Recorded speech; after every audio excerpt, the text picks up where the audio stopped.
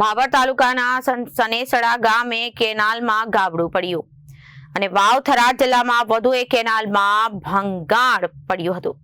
ભાભર તાલુકાના સનેસડા વજાપુર માઇનોર 2 કેનાલમાં ગાબડું પડતા સનેસડા વજાપુર માઇનોર 2 કેનાલમાં ગાબડું પડતા ખેતરોમાં પાણી ફરી વળ્યા। ભાભર તાલુકાના સનેસડા ગામે કેનાલમાં ગાબડું પડ્યું। વાવથરા જિલ્લામાં વધુ એક કેનાલમાં ભંગાણ જોવા મળ્યો।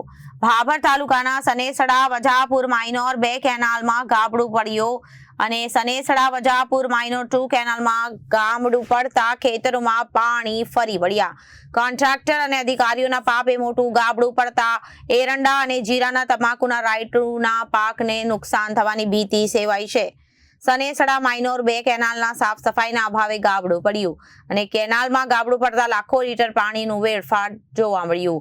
કેનાલમાં ગાબડું પડતા ખેતરોમાં પાણી ફરી વળતા ખેડૂતોએ પોતાની વ્યથા કહી।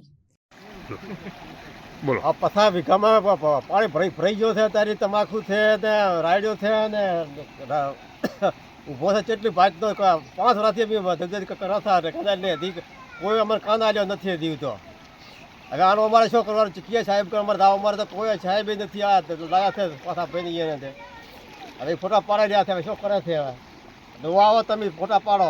તમે 5 વર્ષથી કહ્યા હતા બધા ઉપાય પૂછો કે નાખી જોવાય તો એને અમારા બધા જોયા તો કરે હું પાણી ભરાઈ ગયો હજુ પાણી જાય સાહેબ 4 વાગે ફોન કર્યો લોકોને બદગીર્યો નથી દિવસ પાણી જાય।